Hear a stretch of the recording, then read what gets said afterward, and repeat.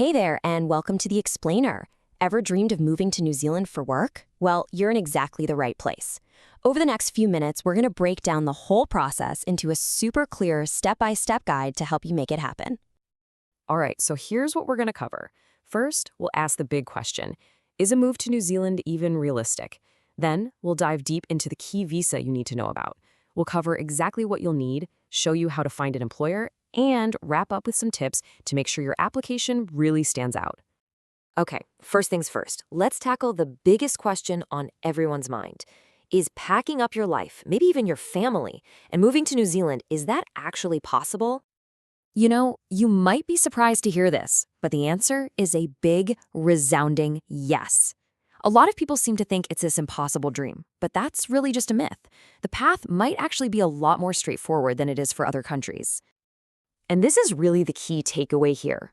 Success isn't about getting lucky. It's about knowing the right steps to take. It's about having the right information. And that's exactly what we're going to lay out for you right now. So you're probably asking, okay, how is it possible? Well, it all comes down to one key pathway, the Accredited Employer Work Visa, or AEWV for short. This is the thing you really need to get your head around. Basically, the AEW was created to connect skilled workers from overseas, that's you, with employers in New Zealand who have genuine skill shortages. Think of it as a bridge directly to a pre-approved company.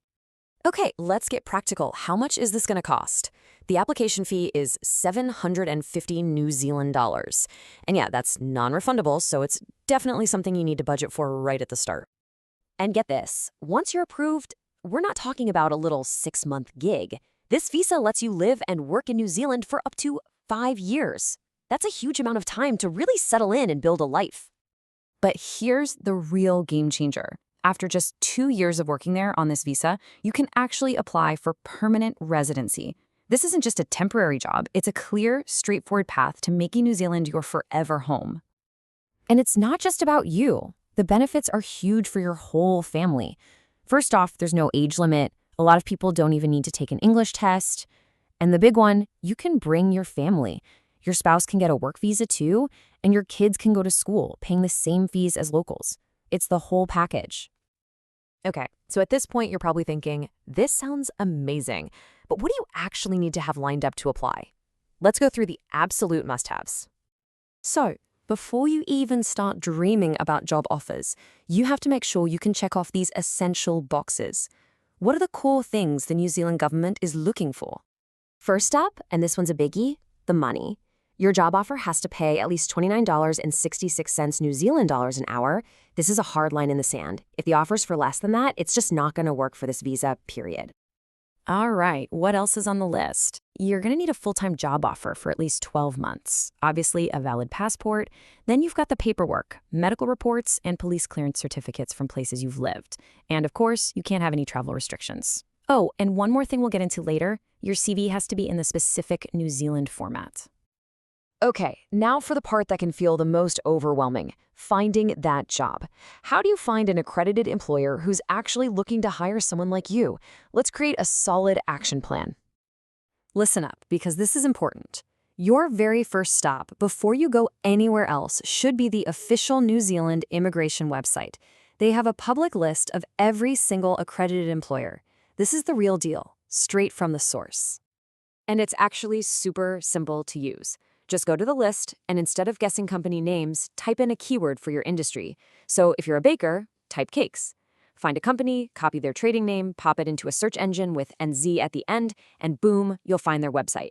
From there, just look for their careers or contact page. It's a direct route. So after you've mined that official list for all it's worth, you can definitely expand your search. There are a bunch of other really popular and powerful job sites for finding work in New Zealand. You'll want to check out places like Indeed New Zealand and make sure you're on the .co.nz version, not the generic one. Then there are more specialized sites like Working in New Zealand and JobSpace. These are fantastic places to find what's out there right now. All right, let's fast forward. You found the perfect role with an accredited employer. Awesome. Now for the final hurdle. How do you make your application pop? How do you give yourself that winning edge? And this is where we need to get serious, because the source material really hammers this home. Your CV is everything. It's not just a piece of paper. It's the one thing that can make or break your entire application. And that's why you can't just fire off the same old resume you use everywhere else. See, New Zealand has its own specific way of doing things, its own CV format. The differences might seem tiny to you, but to a Kiwi employer, it shows you've done your homework. So please, research the New Zealand standard and tweak your CV for every single job you apply for. It makes a huge difference. So there you have it. We've talked about whether it's possible, it is. We've gone through the visa, what you need, and how to find a job. The entire roadmap is laid out right in front of you. The only question left is, what's your first step going to be?